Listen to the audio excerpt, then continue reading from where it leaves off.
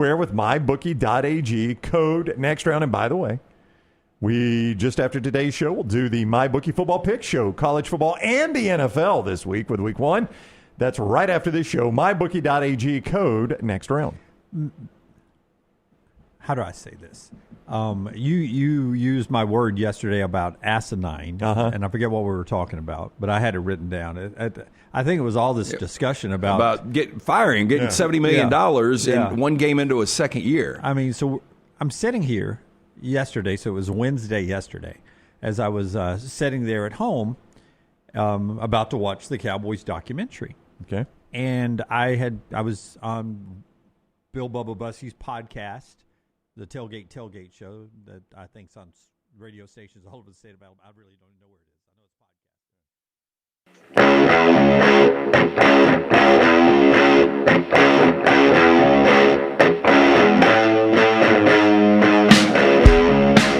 All right, it is MyBookie football picks. Welcome in. He is Jim Dunaway. He is Lance Taylor. I'm Ryan Brown. We're the next round. And each week, live on Thursdays if you want to watch it live, but all weekend on demand, wherever you get us, we give you some picks against the point spread. We will make our six-pack of picks where Dunaway did well. I did poorly last week. I'll see if I can rebound. Only a one-game difference. We got week one. I had a losing record, though. We got long season, Brown. Tell Alabama fans that. It's a long season. We got week 2 of college football and week 1 of the NFL, which begins as we are live tonight, Thursday night in Philadelphia, Dallas at Philly. Philadelphia, an 8-point favorite. That is a big point spread on any weekend of the NFL, but certainly a big point spread for the primo Thursday night game to start the season. 8 points. It's the biggest number in football this year, or football this first weekend for the NFL. Yeah. I mean, how often are the Cowboys the biggest underdog in the NFL? That's true. I'm watching the America's Team. One episode still to go. I'll watch it this afternoon as we record this on a Thursday before the game tonight. Dak is healthy. Kellen Moore is gone for the Eagles. But maybe it's because I'm just drunk on Cowboy love and new affection for people like Jerry Jones and Barry Switzer and the three-headed monster of Aikman and Emmitt Smith and Michael Irvin. But I got a feeling about the Cowboys tonight, and not just to cover. I just got a feeling about the Cowboys. I'm not a good gambler. We tell you that as a disclaimer. But so you're going money line Cowboys. I'm drunk. I'm drunk on America's team to win outright, to win that game outright tonight. That money line, Lance, is plus 324 at mybookie.ag right now. And 2 meetings, they got outscored 75-13 last year. This would be a massive win over the defending Super Bowl champions. Oh, are we playing this game in 2024? With year one coach Brian Schottenheimer. Look, I've got side up and available right now at lanceslog.com. I am not as definitive on this game as you are. You seem like you've locked in on the Cowboys to win the game outright, which is very interesting. That would be a massive upset in week 1, and that would kill a lot of survivor pools for people out there that play the survivor pool. It would. The Netflix show, just like when I was watching Hunting Wives, all of a sudden I wanted to buy a gun. Okay, and that was your takeaway from that show? And other things. Yes. How do you get one of them hunting wives? I'm all in on the Cowboys right now, so we'll see what happens tonight. You mentioned, Lance, it is the biggest underdog in the NFL week 1. It is also the biggest total in week 1 of the NFL. Second biggest total in behind Baltimore and Buffalo, which we'll get to in a moment. 48 points your total in this game, and it's easy to look at Dallas and say, okay, their defense was trash last year. They've lost the best defensive player in the NFL to Green Bay in a trade. How do they get any better defensively? How is their defense not that much worse this year? Well, look, in the total of 48 right now, one would have gone under last year at 34-6, and one would have pushed at 41-7. Both the scores at Philadelphia completely routed Dallas in these games. That is a big total. I fully expect the Cowboys offense. Running back is going to be interesting to see, how they piece this thing together with Javonte Williams and Miles Sanders and the rookie Jaden Blue coming from Texas. But when you get George Pickens to complement CeeDee Lamb, who is one of the top 3, 4, 5 receivers in college or in the NFL right now, this offense with a healthy Dak is going to be much better. That is the Thursday night game to start the season. Philadelphia an 8-point favorite over the Dallas Cowboys. We'll talk Kansas City Chiefs and LA Chargers. Friday night game for Brazil in a moment. A reminder, the show presented by MyBookie.ag. Code next round when you sign on at MyBookie.ag. Your first bet after you sign on using that code is guaranteed up to $500. MyBookie will cover that bet for you. It's their bet back guarantee. You lose $500, up to $500 goes right back into your account. You can play with it again. Wherever you are, you can bet anything, anytime, anywhere with MyBookie.ag. They want it to start so well for you that MyBookie.ag is giving you that bet back bonus of up to $500. You bet, you lose up to $500. They put it right back into your account. MyBookie.ag, code next round to get that bet back bonus. Bet anything, anytime, anywhere with MyBookie.ag. Dan Orlovsky joins us on our daily show, The Next Round. For those of you who are watching that might not be familiar with us, we do a live show in Birmingham, Alabama, talking football every single day, 9 to noon. It's called The Next Round. Dan Orlovsky's with us once a week, ESPN analyst. Dunaway, you were talking Kansas City with him earlier today. What is the word you used? Kansas City is on the decline. The climb, the slide, I think is the word you use, the descent. Yeah, according to a lot of people you talked to in the summer. I will tell you this, from a betting perspective, Kansas City struggled to cover against teams in their division, and they open up with a division game here. Just the way the Chargers play football, the Harbaugh approach makes it a hard cover for Kansas City. And I think it's going to take a while for Kansas City to get their offensive line, their receivers, and everybody going in the right direction. Najee Harris not being 100% coming off that eye injury on July 4th. He was going to be a big part of the reworked running game. But I feel this game's in Brazil, which is awkward. Kelsey is now engaged with all that fanfare. Is that awkward? I mean, I like the Chargers in this one to at least, keep it close. Oh, I think it's going to be a hell of a game. I mean, typically when you get Chiefs-Chargers, it is. Chiefs short favorite on the road, or I guess they're both on the road. Technically, a Chargers home game. Yeah, technically a Chargers home game. But Najee will play. O'Mary and Hamilton, you saw the season he had last year at North Carolina. I think he is going to get the majority of the touches, not only in this game, but for the majority of the season for Harbaugh and this Chargers offense. Rashee Rice being out for 6 games is big for Kansas City. Huge. That is kind of their go-to guy now through the air for Pat Mahomes. I lean Chargers. I don't feel great about this game. It's a difficult game. Yeah, Kansas City, a 3-point favorite, total of 46.5 for that game from Brazil. Important to point out. I feel like those – I don't know if there's any trend or angle on international games, but I feel like the ones that are played in Mexico or South America – they feel like they're lower scoring. They're played more, I don't know, sloppily, sluggish. I don't know what I'm looking for. It just always seems like the venue's gonna like sink, go into a sinkhole. Yeah, I don't know. It's just those feel like stranger games than the European games to me. I don't know if you guys get the same feel on those. They just feel like different games to me. That's where that game is being played. Chargers home game, technically. Divisional game, Sunday in the early slate. The Buccaneers are at the Falcons. Tampa's a 2-point favorite. If you're handicapping the NFC South, these are probably your 2 favorites to win this game. Dunaway, you're a Bucs guy. What did Orlovsky tell you on our show? Dark horse Super Bowl contender, Tampa Bay Buccaneers. Yeah. A little banged up at left tackle. Going to have a backup there because of injuries there. It's a good receiving core, but not 100% there at receiver either. Baker Mayfield, I think, is a resurgent career down in Tampa. But it's their 3rd different play caller in 3 years. The last 2 have gone on to be head coaches in Carolina and Jacksonville.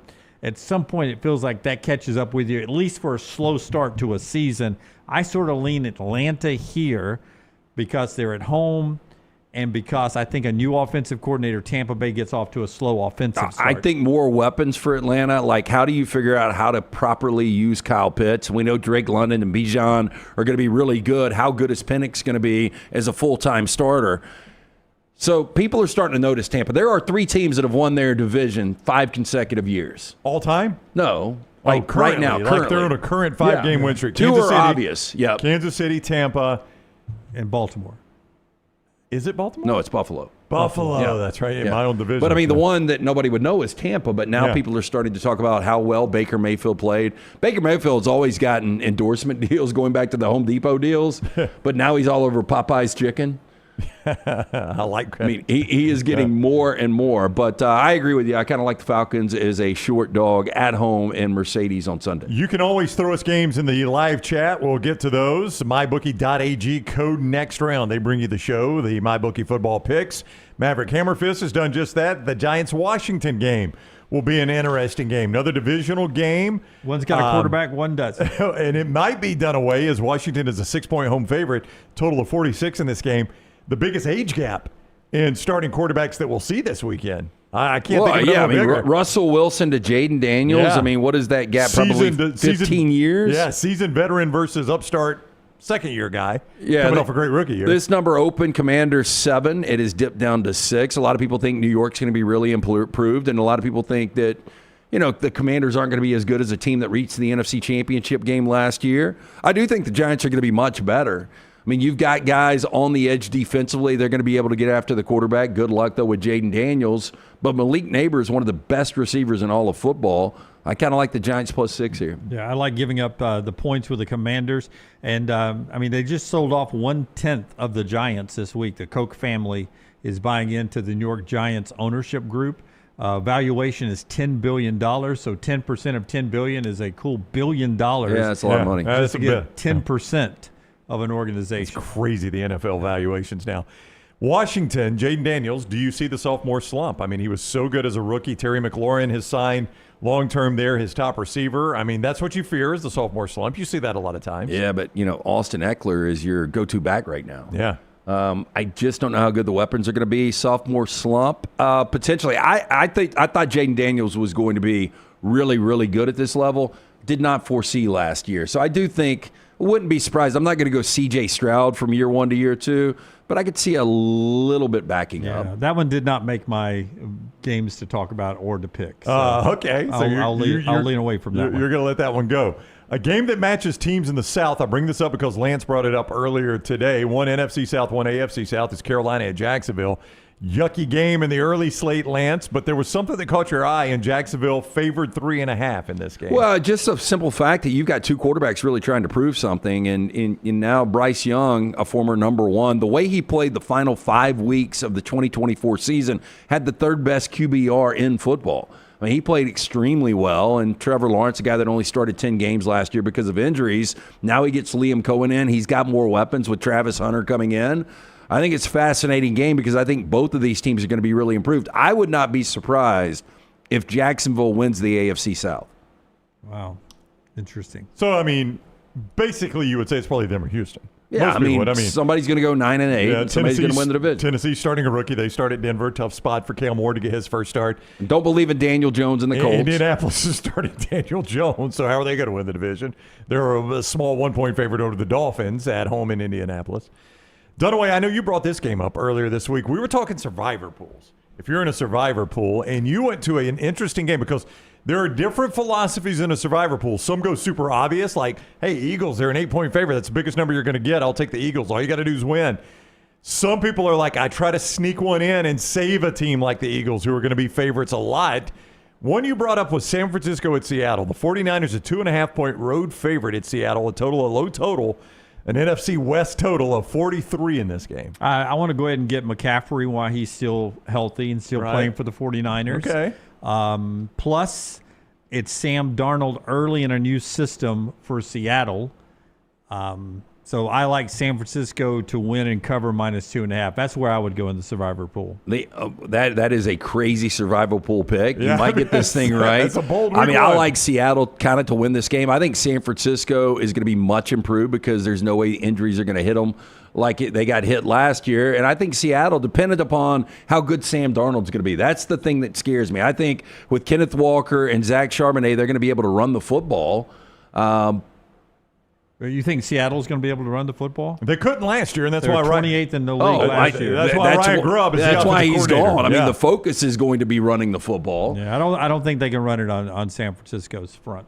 So you like San Francisco -2.5. You like Seattle I like plus Seattle 2.5. plus 2.5. yeah. For those of you that are new to us, you may not be aware of this. Lance, in the middle, is a LA Rams fan. abundantly obvious. They take on the Houston Texans. And by the way, I'm dressed. I'm a Houston Oilers fan. So. You'll love your Blues. They got the Houston Texans, LA, a 3-point favorite. The entire offseason discussion has been about the health of Matthew Stafford. He's got a back injury. He is going to start and play in this game. He did not do a whole lot in the preseason, though. Yeah, and Alaric Jackson's got blood clots. An starting offensive lineman for the Rams. He has been cleared. So there is a question with the offensive line as well, but Stafford's back. Like, is it going to hold up against one of the better defenses in football? D'Amico Ryans and this Houston Texans defense, they'll get after you. But on the other side, Rams defense really rounded into shape at the end of last year, and you're going against a guy in C.J. Stroud. Like, are you going to get more first-year C.J. Stroud or more last-year C.J. Stroud? Your guy, Jared Verse, if he led the league in sacks, it would not be a shock this year. So that's who C.J. Stroud's going against, is a pass rush like Jared Verse. And C.J. Stroud done away. We talked about the sophomore slump potentially with Jaden Daniels. Stroud had a little bit of that last year, but I think a lot of that was due to receiver injury. Yeah, he just doesn't have the weapons around him that some other teams do. Not on my board to play, but I think the Rams are a much better football team than Houston. I would lean Houston, especially if I can get this number at 3.5. That's at 3 right now. Maverick Hammerfist is asking who the number 2 quarterback for the Rams is. It's a quarterback that has actually taken a team to a Super Bowl. Your backup quarterback? I thought your backup was Stetson Bennett. No, Jimmy Garoppolo. Yeah, Garoppolo. Oh, Jimmy G. Yeah. Stetson Bennett's number 3. You think he'll be the quarterback of the future, though? I do. I don't think Garoppolo. But I mean, Garoppolo's a guy that can win games for you if Stafford was to go down. Not ideal. I don't like this game. I will stay away from this game. I'm going to tell you. Dunaway. Fox will tell you this is America's game of the week. The Lions at the Packers. Packers a 2-point home favorite now with Micah Parsons on that defense. He's probably, if you read reports and believe those, only going to be a third down factor. He's not probably going to play all 3 downs for them. Limited, but I think Jordan Love's a sneaky MVP candidate. A lot of weapons on that side of the football. They've got a system. As defense gets better, that will help him a lot. Not have to press as much. I like the Packers in this game. I think Detroit's window actually has closed, sadly. I don't know if it's closed. I mean, they were 15 wins last year. I do think losing both coordinators is going to be big, and I am interested to see, without Ben Johnson, how efficient Jared Goff is going to be. Again, guy that went to a Super Bowl years ago with the Rams and one of the better quarterbacks now in the NFL. I agree with you, though. I do like the Packers in this spot, probably at least right now as we do this on a Thursday. My favorite Sunday game is probably the Packers -2.5. Packers -2, total of 47.5. That's your favorite right now, huh? Right Packers now, My -2, favorite Sunday game is Cincinnati -5.5 at Cleveland. More on that coming in our 6-pack. I might be on the other side of that game. Okay, I just did college. We doing NFL on you the do show? NFL you can combo them however you guys want to do them. If you want. Okay. Baltimore at Buffalo. Baltimore is a 1-point road favorite Sunday night in Buffalo. Maybe the Eagles would be favored in this situation, but there aren't many teams. Is Baltimore the only NFL team that could be favored? Yeah, I don't know if Kansas City, Philadelphia. I mean, being favored on the road to Buffalo is crazy. And you're talking about, the most valuable player. And I know Lamar Jackson has won 2 of these awards, but your reigning guy right now is Josh Allen. That's got to be a little motivation for Sean McDermott, Josh Allen, and Buffalo being dogs to Baltimore coming in. And all I hear in the offseason, and we heard it today with Dan Orlovsky on our show, like, Baltimore is under the most pressure. How are they under the most pressure when I know Lamar hasn't won one, but that organization has? Buffalo's never won one. I know the pressure's got to be excruciating for them. I think the perception is windows closing because I'm not even sure Lamar Jackson's 100% for this game. He's not. Which makes me wonder why they're the favorite. Strong on defense, obviously. If I'm getting points, if I'm giving a small number, I take Buffalo all day long here. Is this their debut of their new stadium? Yes? Question mark? I don't know. No, period. 50.5 is the total. This is going to be a high-scoring game. It's a final home opener at their current stadium. At Highmark Stadium now. Which opened in 1973. Was Rich Stadium? Yeah, Rich Stadium for the longest. In Orchard Park, New York. And Ralph Wilson Stadium. That's So right. this shows you how quickly your name can be pulled off. That's right, if you can find a new sponsor. It's the house OJ built, which also probably got pulled off. Probably so. All right, one more NFL game. It's the Monday night game, Minnesota at Chicago. Chicago's an intriguing team. They're catching 1.5 at home in this game, total of 44.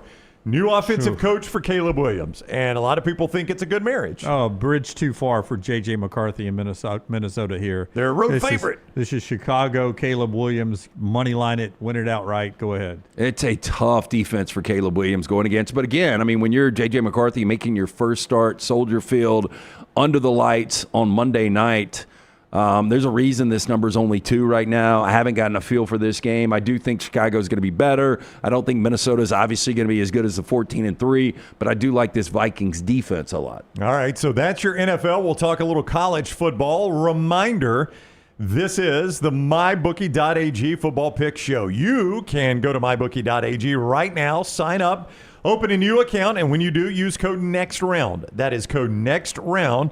What that is going to do for you is give you the bet back bonus that they're going to give you at mybookie.ag. You place your first bet up to $500. You lose, they put it right back into your account. No questions asked. You can play again with it right away at mybookie.ag. That is when you use code NEXTROUND. Code NEXTROUND at mybookie.ag. All right, when we go to the college game, we're going to start, obviously, with the early window. It's going to be your best window of the day on Saturday. Let's start with a game that has gotten more impact than you might think based on these team names. Illinois is at Duke. The Illini, a 3-point road favorite. This is a team that a lot of people thought could be that 4th Big Ten team behind Ohio State, Oregon, and Penn State, making it into the playoffs. But they got a tough road battle on their hands at Duke.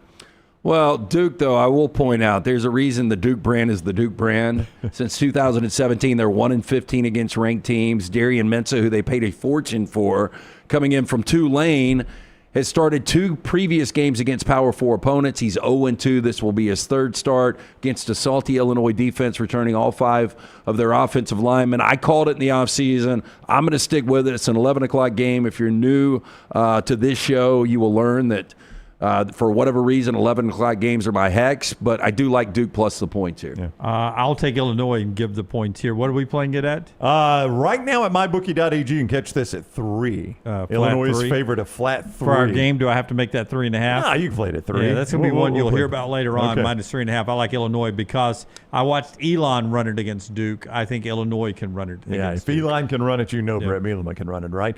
Battle for the Iron Skillet, Dunaway, SMU and Baylor playing in Dallas. 2.5-point favorite. SMU from the playoffs last year. Baylor 0-1 after that Friday night loss. SMU TCU is the Iron Skillet, right? Oh, is it? What is this? Is this the I'm not Yeah, sure. is this the King James Bible? It's just an end game. Methodist Two versus Texas Methodist teams. versus Baptist. They Yeah. play for the King James Bible. The Holy War. The maybe. Holy War. 2.5 points. SMU, the Methodist side, favored over the Baptist side. Yeah, in this contest, I like Baylor coming off the loss to Auburn. They were 5 of 15 on 3rd down. They were not any better on 4th down. I think that number improves. And I'm not sure Kevin Jennings can do what it takes to Baylor's defense to beat them. He's a reluctant or hesitant runner. And I'm not sure Baylor's in the same defensive scheme they were against Auburn to take away the great Auburn wide receivers. I like Baylor in this contest. Well, Baylor doesn't need to let Kevin Jennings, run up and down the field, which I don't think he will. It will be more about him throwing the football around. SMU coming off back-to-back 11-win seasons. I think they've established a culture there. I think right now they're the better brand, but I do like Sawyer Robertson going on the road after the disappointing loss to Auburn, and I think Baylor wins this game. Our friends in Las Vegas and at mybookie.ag think there is only one game on the board that could potentially have more points than this one. The total in this game, 63.5. So if you like points, this is your game right here in the early by window. the way, a lot of these totals have been adjusted because we had so many unders week 1. Right? So, for That's been 64, adjusted, it's still 63.5. yeah, but for the second biggest total on the board to be 63.5, that's not a massive total in college football. The Cyhawk. Did I get this one right? The Cyhawk? Yeah. Okay, that's right. All right. The Cyhawk. Iowa is at Iowa State in Ames. It is the Fox Big Noon kickoff. Iowa State is a 3.5-point favorite after their win in Ireland. They came back home, beat a good FCS team pretty soundly in South Dakota. This Iowa State team's 2-0, and they've looked pretty good in both of them. Well, fortunately for Iowa State or Iowa, however you look at this, look, it is for the Cyhawk Trophy, something they've played for since 1894, or at least that was the first game in this rivalry. But either one of these teams lose, it's out of conference. There's still a lot in front of you. Nobody's given Iowa any shot in this game. Iowa State hasn't beaten Iowa in Ames since 2011. They're 8-22 all-time at home in Ames against Iowa, for whatever that's worth. Yeah, one team's got Rocco Beck, the other team doesn't. That's why I think Iowa State wins the football game. But Iowa is it scariest. Kirk Ferentz, the scariest he is when nobody's talking about this team. Well, and that's and look, where they are. And I know it was Albany, and Mark Gronowski, who you go out and get after 54 career starts at South Dakota State, really struggled. But at the same time, they ran the football for 310 yards at almost 6 yards a carry. So I think that's going to loosen things up. I think he's going to have some shots. Now, can Gronowski make those throws? We shall see. I do like Iowa as a short dog here. In the 2:30 window, a couple of interesting games. Let's start in Columbia, Missouri, where the border war features Kansas at Missouri, an old Big 8 rivalry back in the day. Kansas is catching 6.5 points as they play in Columbia. Don't know what to make of Missouri done away. They scored a bunch of points against Central Arkansas on the first Thursday night of the season. They got long rest here, and their offense at least was clicking that night. Yeah, they were, but for them, they lose Sam Horn, so it's Bo Pribula's team. I thought Ahmad Hardy was good with 10 carries, 100 yards, but I like Kansas. It's early in the year, which means Jalen Daniels is healthy. They're getting a lot of points.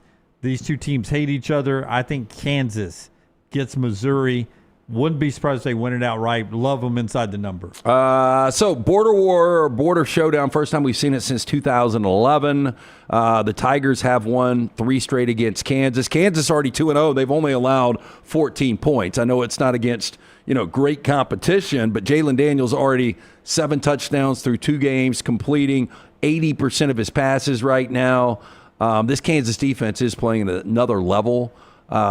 Tough game, though. I haven't figured this one out yet. I lean Missouri to maybe win this one, but Dunaway might be right. Kansas keeps it within the number, but not official on record with that one yet. Ole Miss is at Kentucky. That's also a 2:30 game where Ole Miss is a 10-point road favorite, total of 50.5. Kentucky's offense was just as bad as you might imagine last week. Ole Miss's offense put up a lot of numbers, but there was one alarming number they put up. 2 interceptions thrown by Austin Simmons, and they were playing a badly overmatched Georgia State defense. Well, look, Kiffin, I guarantee you Kentucky's got his attention. He's 2-1 against Kentucky in his career at Ole Miss, but the 3 games have been decided by a total of 7 points. Kiffin has also lost 4 of his 5 SEC openers, and a lot of people are talking about Kentucky plus the points. I'm going to jump in there. Calzada's got to get better. 83 pass But yards, I think they were really, really vanilla against a good Toledo team who I think is going to win the MAC this year. I think Kentucky keeps it close. Dowdle and McGowan running the football, 129 and 78 yards against Toledo. The MAC favorite there. They won't be able to run the ball against Ole Miss, and that helps the Rebels and puts a lot more pressure on Calzada. I think Austin Simmons in his second start has a big one, blowout in this one. Ole Miss and lay all the points. It does not matter. Ole Miss wins easily. Ole Miss wins going away. All right, another afternoon game. Sneaky good game, maybe. South Florida at Florida. South Florida, the first Thursday night of the season, ran Boise State out of Tampa. Florida beat Long Island. You've said IMG Academy could also beat Long Island. Florida beat them 55-0. All right, there's some stats from this game, though, and one that alarms you from our friend, was it Connor O'Gara that had this one? O'Gara. Florida's an 18-point favorite, 56.5, but that win over Long Island had an alarming stat for you. Yeah, Long Island, not the most imposing of opening opponent, 10 tackles for losses in the first half, according to Connor. Yeah. South Florida gets after it. They've got some dudes on defense. I like South Florida inside the number here.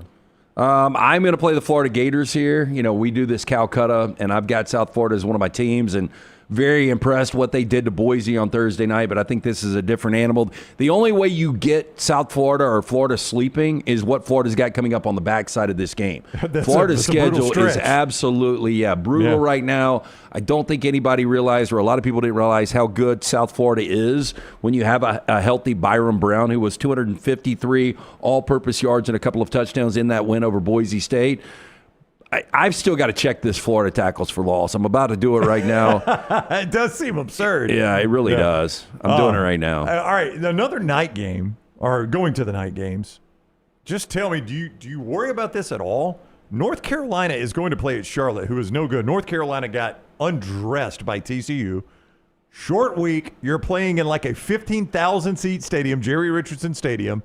on the campus at Charlotte. And Dunaway, North Carolina is only a 13.5-point favorite in this game. They are, but LT tells you how bad Charlotte is. They're bad. Did you watch them? They're a bad football team. But 13.5, that's not a lot of points against a bad football team if you're Bill Belichick in North Carolina. Yeah, I like North Carolina to get a little of their to reinflate their balloons. If you saw the post-game press conference, I think North Carolina. Yeah, I think North Carolina wins this well, game, yeah. and Belichick came out. We're not as bad as we were on Monday night. They're probably not. And let's face it. I mean, for 20 minutes, the first 20 minutes of that game, it was a one-possession game. The pick six really flipped it around. TCU was obviously a much better team, but North Carolina, I don't care if it's 70 new faces. I don't care if it's Max Johnson or Gio Lopez. They should be able to handle Charlotte easily. It was 11 tackles for losses, only 1 sack. I'm very confused. Like, I just don't even know how that's possible. I know. Well, if it's only 1 sack, I mean, boy, your run game got stuffed a lot by Long Island. I mean, that's... But they ran for 200 yards at 5.3 per clip. When they got past the line of scrimmage, they were good. I have no idea. Bad linebackers, I guess. All right, primetime game. Michigan is at Oklahoma. Oklahoma, a 5-point favorite, total of 45 in this game. Boy, John Mateer was good. For Oklahoma. Overmatched opponent, but Mateer was as advertised, as was Ben Arbuckle. Oklahoma, the worst pass offense in the league last year in the SEC, and they were not that on week 1 at least. Yeah, I'm really, really interested to see how much better Oklahoma's defense is going to be. I know their offense is going to be better because you've got healthy skill, you've got Mateer, you've got Arbuckle calling the defense, calling the offense. Brent Venables, though. What can he do to a true freshman quarterback making his first real start after starting against New Mexico and Bryce Underwood? I like Oklahoma. I don't like them to cover. Kind of in between on this game right now, but I think Oklahoma wins the game. Best thing I saw from Oklahoma, Mateer was great at throwing it. He didn't have to run it that much. He only carried it 7 times for 24 yards, something he'll probably have to do more of against Michigan. And I love the way the Wolverines used Justice Haynes, the former Alabama running back, 16 for 159. That'll be the clash there. Michigan doesn't win anything if they can't run the football. So can they establish the run against Brent Venables? If you can't, then you're putting it all on a true freshman and Bryce Underwood. And I think that's where Venables will eat his lunch. But Wink Martindale, DC at Michigan, last year at the end of the year, Will Howard and Jalen Milroe made both of them look bad. See what he does to Mateer in this one. This one's a fascinating matchup. I am leaning Michigan inside the number. But I will say Mateer is a better quarterback than both of those guys. At least he was at Washington State, where he only played 2 major conference teams, 2 Power 4 teams, Texas Tech and Washington. Also, people said this about Cam Ward, by the way. In Starkville, he was the overall number 1 pick. In Starkville, Mississippi State playing host to Arizona State. Kenny Dillingham, Arizona State coach, worrying where they going to eat, man. We're going to have enough food for this game. 6.5 points they're favored on the road at State. I like Mississippi State in this situation right here. This feels like a tough spot for Arizona State to me. I could see that Shapen in a hostile. I know it's Southern Miss, but for that state in that situation, it was a hostile atmosphere early on. He was 26 of 34, 270, a touchdown and a pick. This Mississippi State team, to me, forget the offense. Jeff Libby will get that right. Defensively, front 7 is better, and that'll be crucial in this game against Arizona State to pressure the experienced quarterback. The key, though, is the secondary left a lot of receivers against Southern Miss wide open. Tyson could eat your lunch on that one. He's one of the better receivers in the country. Secondary's got to play better, but pressure from Mississippi State's front gives them a fighting chance. I like Arizona State, though, to cover. Yeah, everybody's talking about this environment, and Arizona State hasn't played in, and I know the Cowbells, and it will be a different environment in the SEC Stadium. But Mississippi State, watching them against Southern Miss, I think Southern Miss is going to get better and better just because of all the new faces under Charles Huff. But Mississippi State, even in that blowout, I mean, they committed 14 penalties. And they have absolutely got to clean that up against a veteran quarterback in Sam Leavitt, a team that's got a ton of confidence.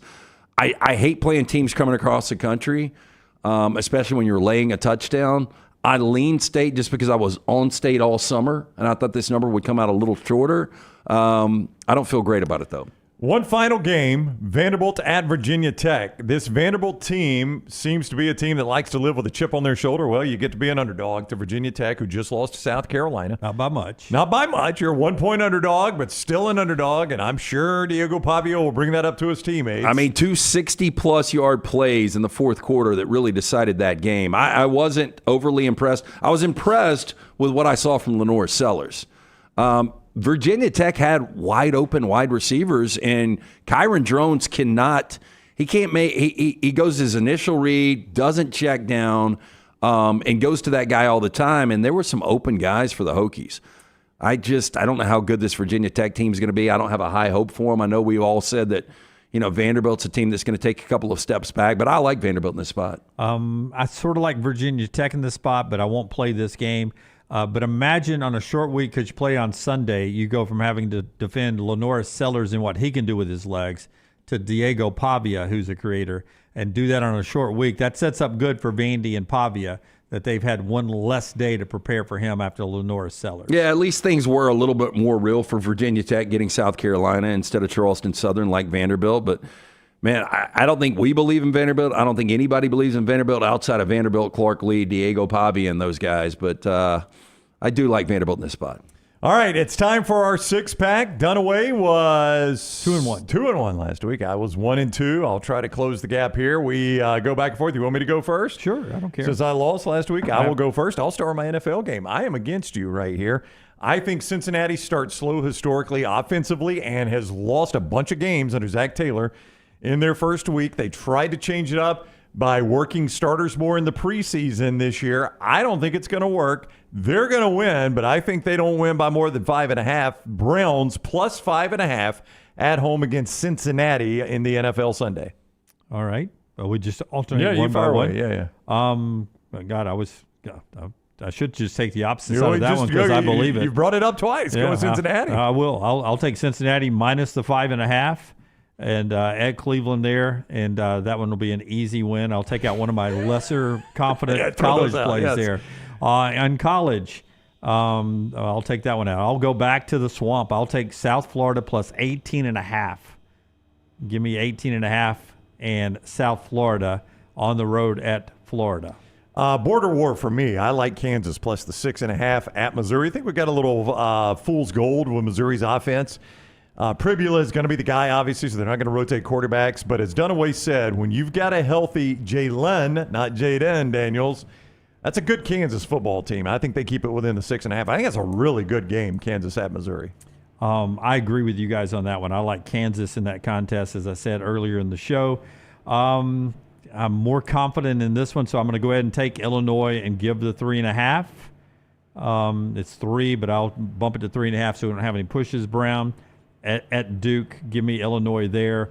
The one I didn't mention, the 2, the 3 I didn't mention, I replaced this with the NFL. I was going to play Western Kentucky plus the 7.5 at Toledo. All right. Toledo coming off of an SEC game. Let Kentucky beat them twice. Yeah. It's a very good game, by the way. Oh, yeah? Yeah, Western Kentucky, I was going to play that one. I like Baylor. I love Navy giving 3 touchdowns to UAB. Yeah, UAB was awful against those are the other ones I like. But my official plays, I will take the Bengals, give the points, the Bulls taking the points, and Illinois giving the points on the road. One more college game for me, and I've got a stat to back it up, a trend and our angle from our friends at VSiN. Troy plus 33.5 at Clemson. Troy was a big favorite over Nicholls State last week. And the point spread between how much they were favored over Nicholls State, but how big they were a dog to Clemson this week is more than 52 points. That has happened 59 times. And the underdog is 40-19 against the spread there. So I think Clemson keeps this within the 33.5. They will make it 41. Excuse me, Troy keeps this within the 33.5. They'll make it 41-19. Clemson could, yes. Troy plus 33.5. Browns plus 5.5 in the NFL, and Kansas plus 6.5. All dogs. All dogs. Dunaway went 2 faves. I think I went all favorites last week. Did not work out. I was 1-2. All right, you can play all the games we mentioned and anything else. Bet anything, anytime, anywhere with MyBookie.ag. Code next round when you sign on at MyBookie.ag. And you get that sign-on bonus. It's the bet back bonus. Up to $500, your first bet, you lose it, they put it right back into your account at mybookie.ag. That's when you use code next round. Mybookie.ag, code next round. Mybookie.ag, code next round. We are live just after noon Central every single Thursday with this show. Thank you for catching it live or on demand. Please give us a thumbs up and share us on social media. And Next Round Live is our YouTube channel. Make sure you subscribe and set your alerts so you know when we're live all the time on the Next Round. Enjoy the games. Thank you to mybookie.ag. Always use code